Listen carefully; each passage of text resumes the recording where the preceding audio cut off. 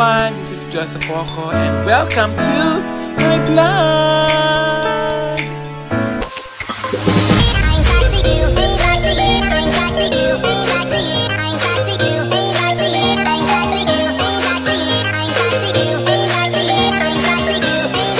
And pupuntahan po natin ang parish ng Agoncillo, Batangas! Hi! Areho si Joseph Poco.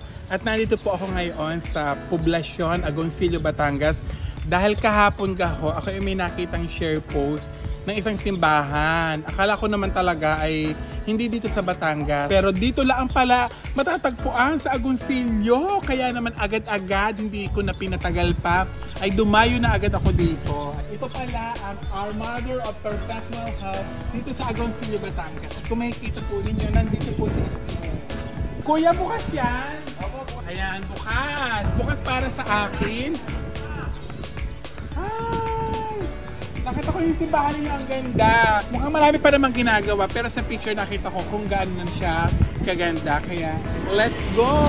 Ha! Puntahan na natin. Siyempre, hindi lang pagdespeto sa pagpunta natin sa simbahan. Kailangan natanggal tayo ng sombrero. Hi, Kuya! Kaya dito nag-misa yung magandang misa.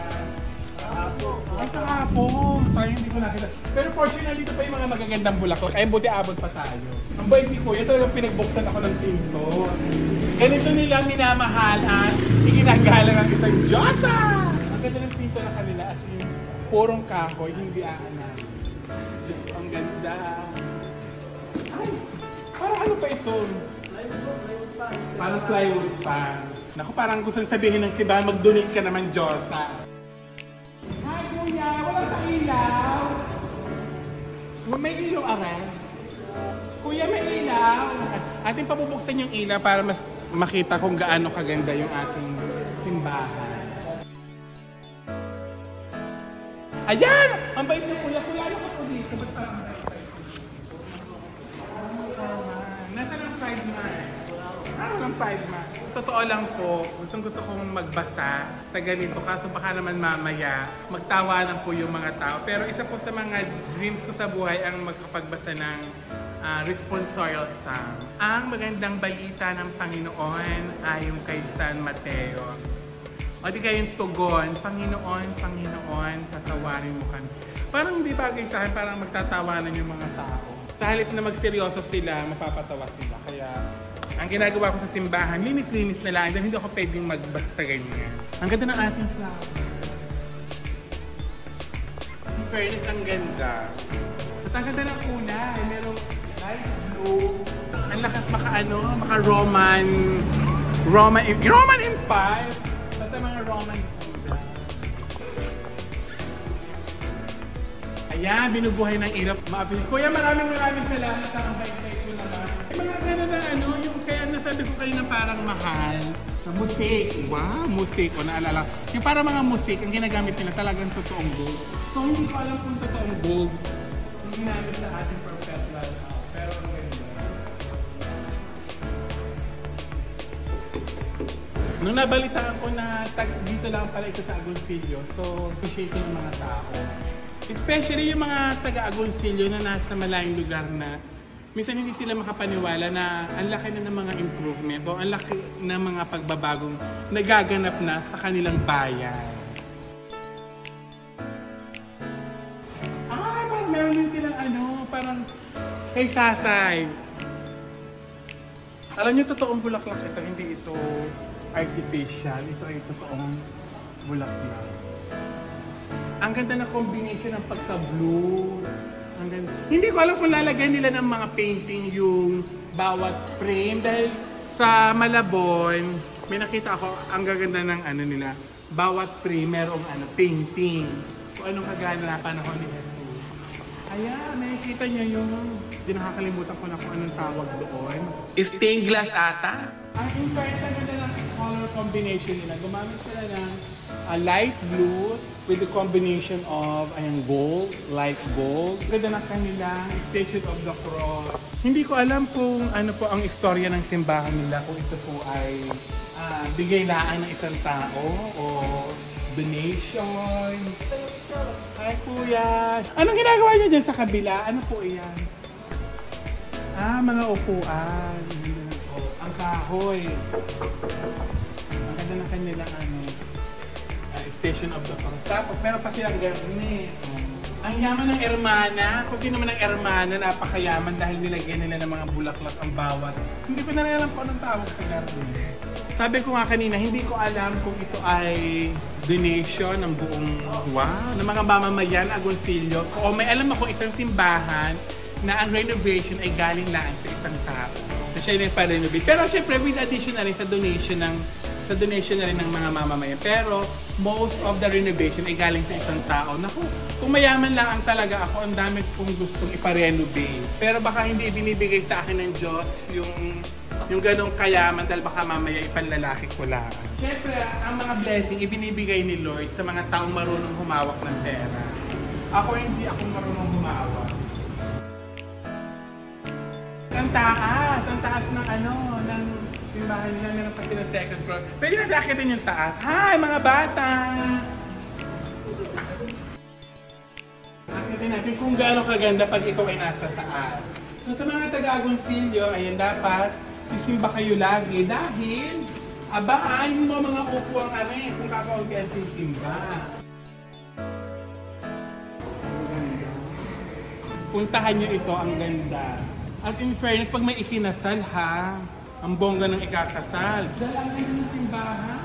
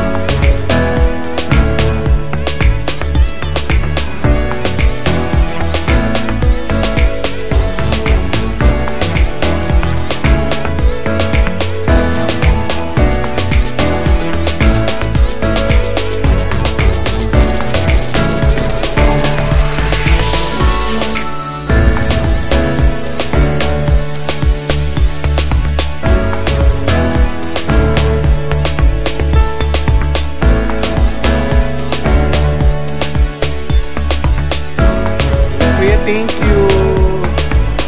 Kuya, thank you sa pagbuhay ng ilaw. At kahapon nga po ay naganap ang dedication dito sa simbahan. Kumbaga binasbasa na siya, pwede na mamunta. Hi, baby! Ang cute. Dahil hindi tayo nakasimba.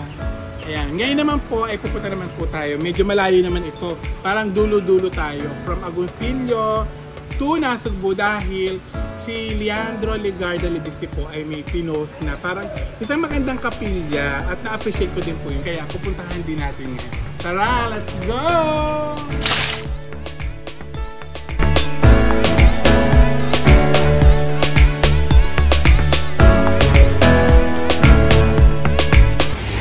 Ayan, nandito na tayo sa Nasugbu. Naloka ako sa tarpaulin ni Congressman Leandro Legarda Libisque. Parang umulan ng tarpaulin. Pero, ang alam ko, isa siya sa mga nagbigay ng tulong para ma-renovate ang simbahan ito. Ang problema, parang sarado. Sana kapag-shopping tayo. Ayan, tama ako. Nasusulat na si Senator Loren Legarda at Congressman Leandro Legarda ang nagpaayos. Pwede ba akong pumasok dyan? Ayan! Buti nila ang pwede. Ayan, ito nga po natin. Ate, nakita ko kasi ito ay pinost ni Sir Leandro at saka ni Senator Loren Legarda. Nagandahan po ako sa simbahan. Pwede po bang mapasok? Wait lang po ha. Tawag lang po ako sa officer. Naku, tatawag. Sana mapagbigyan tayo dahil sayang naman ang biniyahe natin all the way from Agoncillo to Nasugbu. Hindi biro ang layo. Base Eagle 7? Ay, medyo ano pala ito, no? Hindi agad-agad makakapasok. Medyo stricto. Please, Diyos ako po ay mag-visit lang sa church natin. Yeah, oo. Alam niyo naman ako, fan ako ng mga simbahan. Ano lang po siya, pwede naman pag po ito yung Sunday, saka po yung may pamilya. Open naman. So may mga araw na Meron pa po mga parts dito na mga area na nire-renovate, kaya po siya hindi pa naka-open public talaga. Bali po private po pa. mga naka-uniform. Ha? Matagyan yung bahan. Bakit kay San Leandro na ba ito? Ang simbahan? Mga nakalingkod dito. Nakita ko kasi ito ay finisher ni Sir Leandro. Kaya, since nakita ko ito, para siyang Batanes. Alam mo yun yung vibe? Yung vibes ng simbahan niya, parang Batanes. Kaya sabi ko, pupuntahan ko. Wala ko talang cellphone. 1, 2, Pero syempre, with respect sa mga pamunuan, hindi tayo pwedeng pumasok kung ito ay hindi pa pwede. Malay mo naman. Tipag naman. siguro tatakbo niya si Jojo mo sa market. So ito pala ay hindi basta-basta pwede mapuntahan. Pero may mga araw na pwede naman, like Sunday. So ano pa yung mga araw? Pag may novena. Ayan. Siyempre private nga. Saka po kasi may mga area po na ginagawa pa. Ayan. At syempre may mga area na ginagawa pa. Baka mamaya ay mahulugan kayo ng pako sa ulo at matetano kayo kasalanan pa. Siguro yung open naman ito very, very soon. Tara, may mga luma pa silang mga ancestral house or heritage house. Ang ganda labas pala. Parang ang solid ng lugar. Ang solid ng lugar. Oo nga. Naku, marami pa daw makikita. Paano nga, hindi pa kami makapasok ang First Lady. Hindi pa papasokin ang First Lady.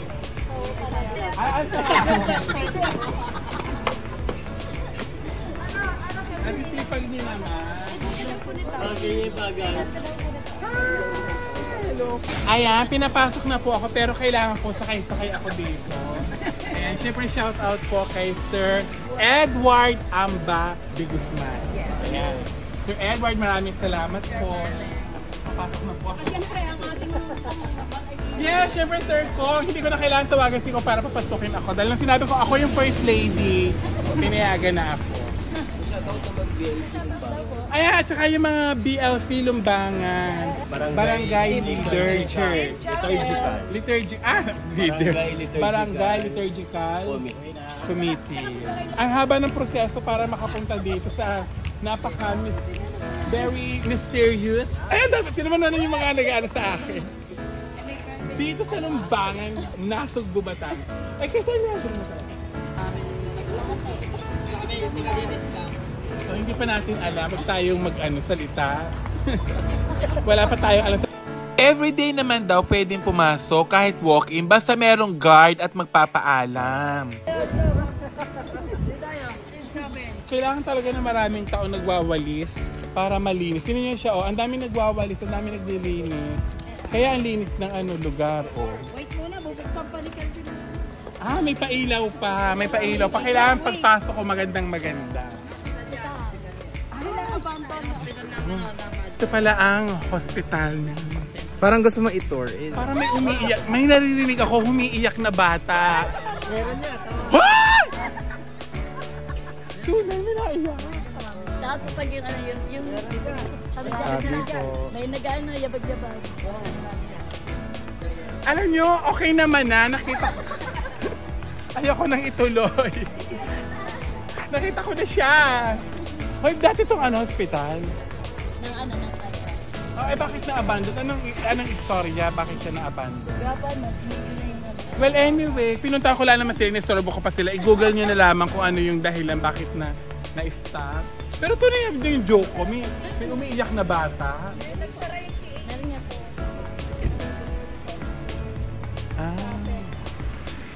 Dahil nasara ito, pati ito nadamay. Simbahan. Ayan, dahil nga dumating si Sir Leandro, siya ang nagbigay buhay. Malay mo naman, mawala na yung mga ano. Parang ibe-bless lang yan, mawawala. At saka mababait naman yata. Merong sinasabing friendly ghost. Opo, mababait naman sa ano. Mga hindi naman nang-ano. Tanggalin natin yung ating sombrero again. Dito kami sakasal ni Sir Leandro.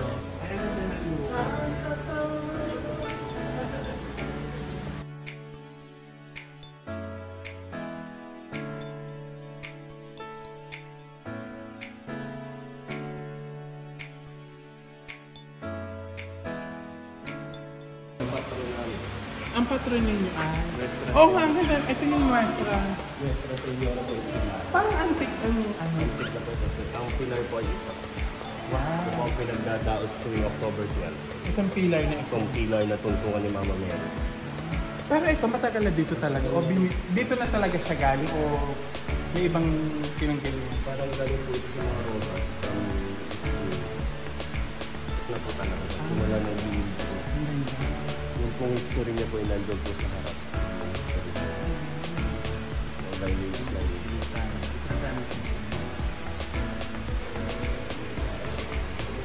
Ito po ang patron ng Nasugbu.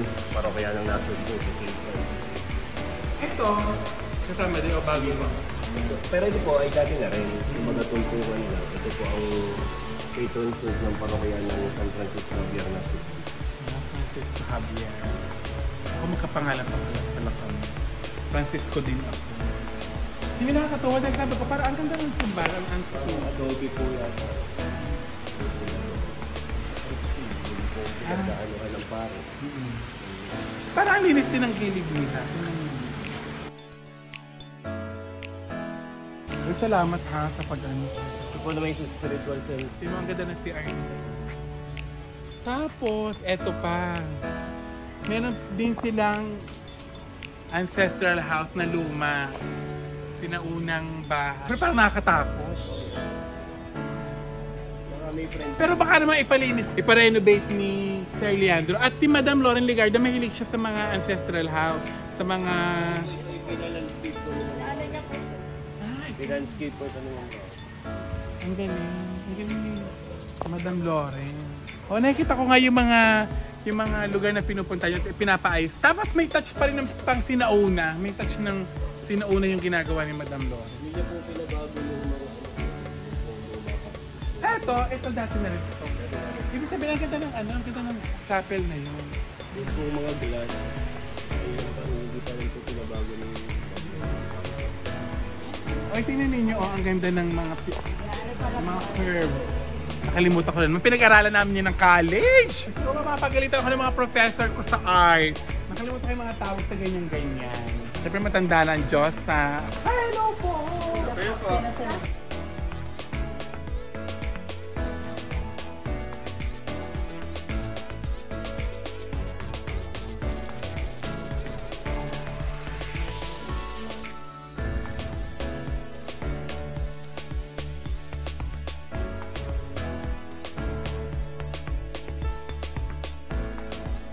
Katulad ng aming parokya, meron din kaming pondong Batangas.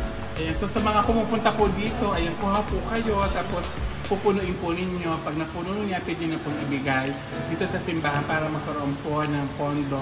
Kaya po tinawag na Pondong Batangas. Thank you po. Ayan, ito po ang history ng chapel. English po siya, kaya no comment na lang po ako.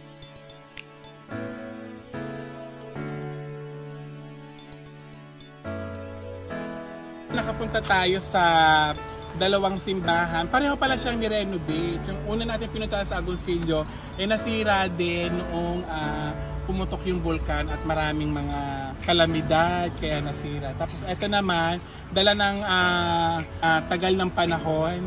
Ayan, buti dumating si Sir Leandro, naparenovate na paganda at nabuhay.